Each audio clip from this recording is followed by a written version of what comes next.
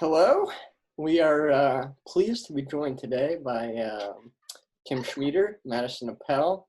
Uh, Kim graduated in 2017, Madison in 2019, and welcome to both of you. Kind of just tell us how you're doing, what you've been up to the last few weeks, and how's everything going? I'm doing pretty well. I mean, as you know, I'm still playing tennis. So I was doing that for about 6 months, trying to build my ranking and stuff. And then obviously the corona hit. And then we went in quarantine for like 3 months. I didn't do anything. I trained like twice a week. Literally didn't do anything. Then my life started picking up again, started getting it going. And then the past 2.5 weeks, I've been back in New York at home with my family. I've been playing a lot of tennis. Slightly different. I am not playing tennis competitively at all anymore. I just play a lot socially. So I moved down to London a couple of years ago and I joined Maggie Park, and it's just a very social club. So you just go down, play a few hours and then have a few drinks, grab food, stuff like that. I have been up north since lockdown really. I thought I would use the time to go and spend some time with family, see my dog, see my friends up north. I did it properly. I isolated in the front room for 2 weeks. So it was nice to spend time with friends and family. And then I am also training for London Marathon. So, yeah, I know. It's surprising, Madison, after seeing my performance in the weight room. You just say you're running, sorry, my tree climbers. You're running a marathon? I know. Yeah. Well, one of the things that we got you both here today is to talk about one of the more memorable, events in the last few years, IU women's tennis for both of you, and that was on February 19th, 2017, against Kentucky, where you two beat the number one ranked team in the country in doubles. Before, I remember that week leading up to those two matches, we knew that we were going to play like some high ranked opponents, right? We remember we talked about it and we like kind of strategized a little bit, like knew what we wanted to do going into the weekend. So we had prepped a little bit before the weekend.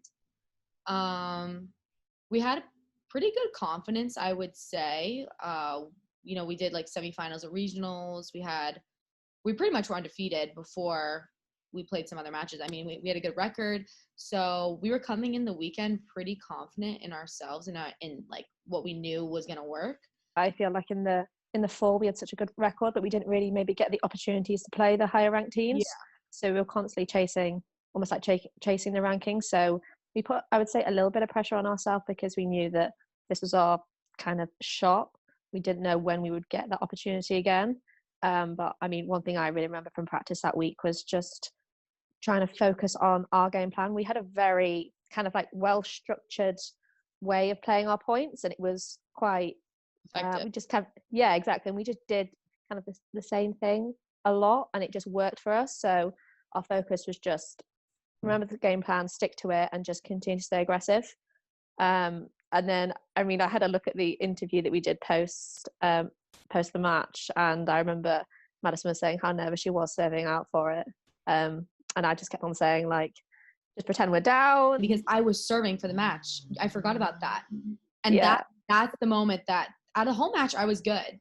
And then serving for it, I was like, I remember we talked about it, and we were 40-15 in that game. Yeah, we were. And I was like, Kim, and she was like, just put in the first serve. Just put in the first serve. And I was like, you're right, I can do it. I'm just putting the first serve. I think I just like put in a good tee serve, and it actually worked. You hit the drop volley winner. Yes, exactly. It was perfect. It was perfect ending. Yeah, it worked. We knew we had to get off to a good start, and we did. And we knew that we had the skills to kind of finish it off, and I think we broke maybe at like 3-3 or something.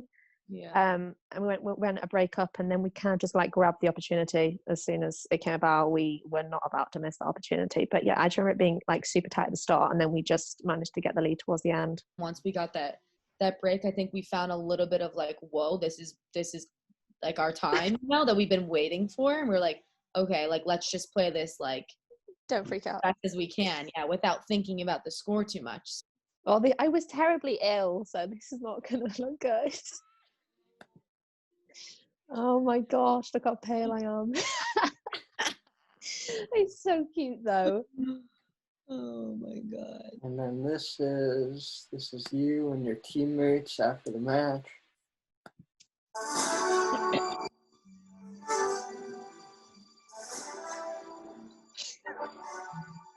I think people were crying for us. Yeah, they were. Oh my god, Kelly! I can like feel like the same feeling that I had when we finished that last point. I remember when I hit the serve, I was literally, my hand was shaking before hitting the serve. Kim, like, I literally almost think you almost shanked the volley, like drop volley. Like It was planned, obviously. it was a planned shank, and I remember like when she ran up to it, and I thought she got it, but it was a double bounce and she didn't get it, and then I realized like we won. I think those pictures just show how like tight Maddie and I were on the court and how much that match meant to us. And then at the end, I know we ended up actually losing the doubles point, but the rest of our team were like so happy for us.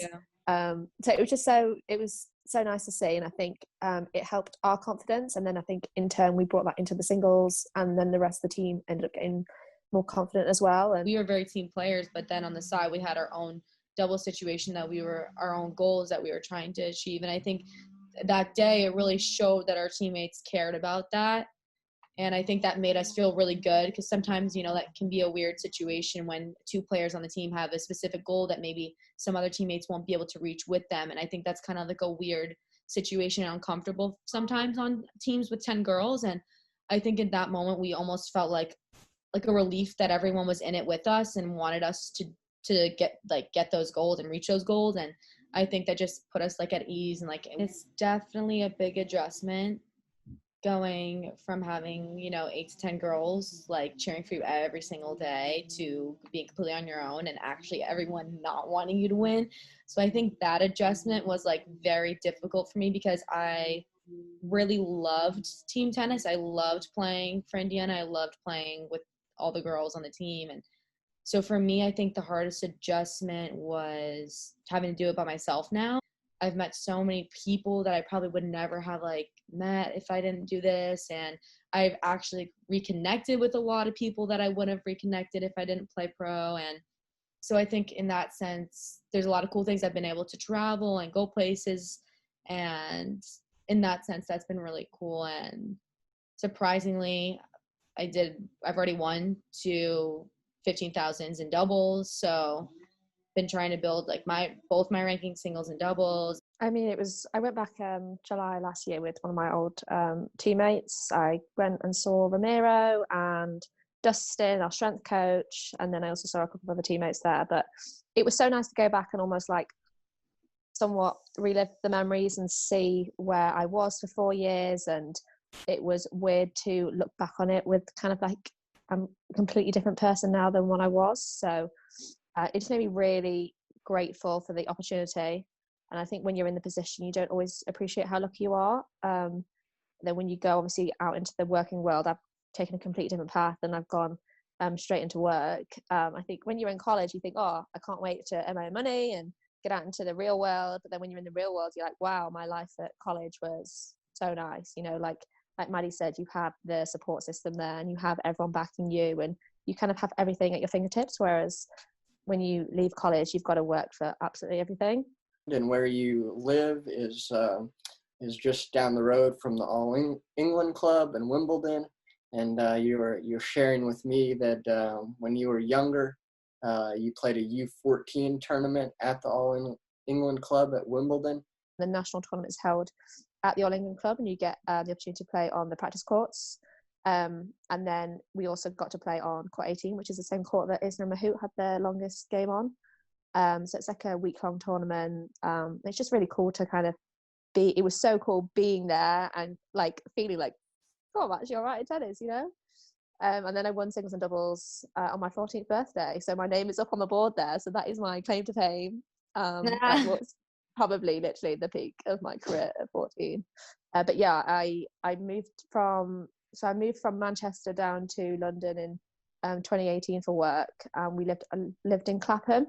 And then in the middle of lockdown, we actually moved to Wimbledon, and I obviously knew I was close, but I didn't realize quite how close I was. I just went for a walk on my sunny day, and then somehow managed to stumble across the All England Club. That much time here, but like I really think it's pretty, is the Kelly School, like from the undergrad to the grad, like that when you drive, like when you pick people up from the Kelly School. I don't know why, I always love driving there. But other than that, I would say maybe when you're walking by Sample Gates and you go through and you have like all those pretty trees and you have like the media school and the student building and that little gazebo thing. That's probably another. Well, we took Natalie and I senior pictures there. You know, I love so many different types of food. This is very difficult for me. One that I would right now go eat is Tres Amigos. I love Tres Amigos. I knew people say something like, what do you mean? There's only one thing I eat there. It's the arroz con pollo. Mai Tai. Like, I didn't even really have to think about that. Like, I've tried so many different Thai places, and I've only ever found one that matches it in London. Like, Mai Tai was just incredible. I remember we went to Mai Tai. Did we go Mai Tai after we beat Kentucky? And I ate so much. I ate so much. We still got it. I sent Madison a video the other day. Someone recorded me playing, and I was like, Madison. She sent me this video 2 days ago. She's like, I still got it. I'm like, I'm good. I'm there. Did you see that top spin? The top spin was. Madison and I have both said before, like, how much we changed going through college, and how much strength and tenacity we developed. And if I could change like one thing, it would be put less expectation on myself and less pressure, and just enjoy it and be grateful for the opportunity, because not everybody gets that opportunity. So don't let it, don't waste it. That would be my advice. There we are. Oh yeah, there's some pictures. Is that not the funniest thing you've ever seen? Yeah, it's great.